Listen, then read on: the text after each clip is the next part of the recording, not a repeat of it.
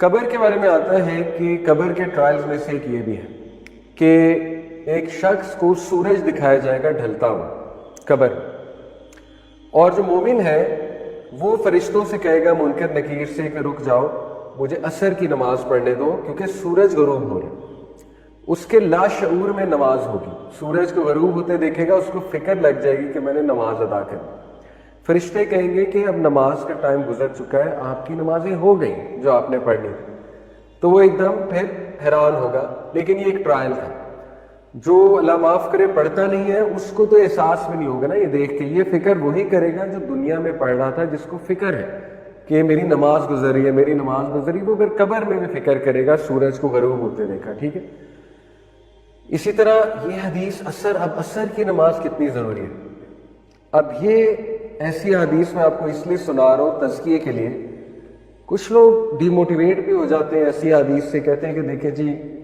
ہمیں تو پہلے ہی بڑی مشکل ہو رہی نماز پڑھنے میں، آپ ایسی حدیث سنائیں گے تو وہ موٹیویشن رہی صحیح بھی جائے گی۔ دیکھیں ہم سچ بتا رہے ہیں، جو نبی صلی اللہ علیہ وسلم نے بتا دیا وہ ہمیں بتانا چاہیے۔ تو سچ تو یہ ہے کہ اللہ کے نبی صلی اللہ علیہ وسلم نے فرمایا کہ جو کوئی بھی عصر کی نماز جان بوجھ کے چھوڑتا ہے اس کے تمام اعمال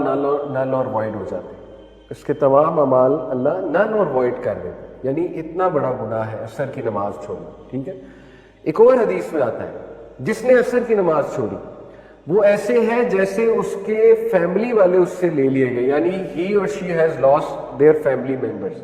اس کی تمام چیزیں اس سے لے لی گئی۔ اب اسلاف بہت زیادہ خیال چونکہ نماز کا کرتے تھے، تو ان میں سے کسی کی نماز اگر عصر کی نکل جاتی تھی فار سم ریزن اور فار ویلڈ ریزن،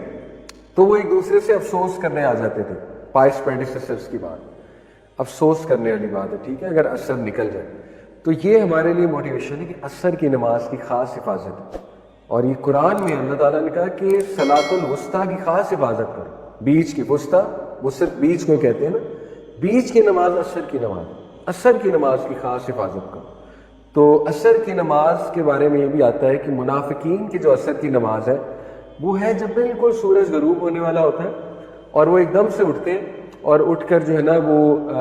جیسے کرو ہوتا ہے، کرو کے ورڈ غالباً آتے ہیں یا ہین کے ورڈ آتے ہیں مرغی، جیسے وہ چونچ مارتی ہے اور بس وہ سجدے ہو جاتے ہیں اس کے۔ اللہ معاف کرے، دیکھیں یہ احادیث ضروری ہے ہمارے تزکیے کے لیے، تاکہ ہم اپنا محاسبہ کریں کہ ہم کہیں اس طرح تو نہیں پڑھ رہے عصر کی نماز کہ منافق والی نماز تو نہیں ہے کہ بالکل جب ٹائم ختم ہونے والا ہے تو ایک دم اٹھے اور وہ پڑھی بھی ایسے کہ جیسے ٹھونگے مارے جاتے ہیں۔ تو اس کو ہم نے بہتر کرنا ہے، اصل میں سنانے کا مقصد یہ ہے انشاءاللہ تزکیہ کرنا ہے اپنا۔ اور اگر پڑھ ہی نہ رہے اللہ معاف کرے تو پھر دیکھیں وہ حدیث ہے کہ نبی صلی اللہ علیہ وسلم کو ایک خواب دکھایا گیا، اس خواب میں دو فرشتے نبی صلی اللہ علیہ وسلم کے ساتھ تھے، ان فرشتوں نے نبی صلی اللہ علیہ وسلم کو برزخ کی پنشمنٹس کا ٹور کرایا۔ برزخ کی پنشمنٹس، جب انسان فوت ہو جاتا ہے تو برزخ میں بھی پنشمنٹ ہوتی ہے۔ ٹھیک ہے، تو نبی صلی اللہ علیہ وسلم نے کیا دیکھا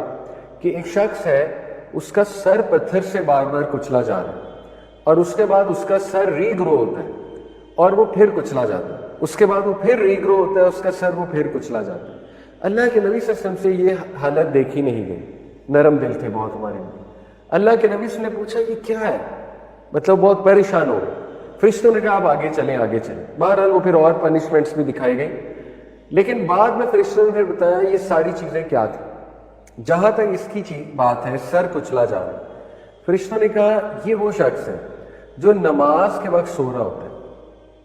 یہ وہ شخص ہے جو نماز کے وقت سو رہا ہوتا ہے، نماز نہیں ادا کرتا۔ دیکھیں اللہ تعالیٰ بہت رحمان اور رحیم ہے، بے شک اللہ چاہے سارے گناہ معاف کر دے، لیکن آن دی ادر ہے یہ احادیث اس لیے ضروری ہے کہ ہم اللہ کو مذاق نہ بنا لیں، اللہ کو مذاق میں نہ لیں۔ ٹھیک ہے، یعنی اللہ بادشاہ ہے، آپ خود سوچیں کہ آپ ایک سی او سے مذاق تو نہیں کر سکتے نا، آپ ایک بادشاہ سے کو مذاق تو نہیں لے سکتے، اس کی باتوں کو، اس کی وارننگز کو یہ کہہ کے کہ نہیں وہ تو بہت رحم دل ہے، بہت رحم دل ہے، وہ تو معاف کر دے گا۔ معاف کر دے ایک الگ بات ہے، لیکن آن دی ادر ہینڈ انجام بھی بتا دیا گیا،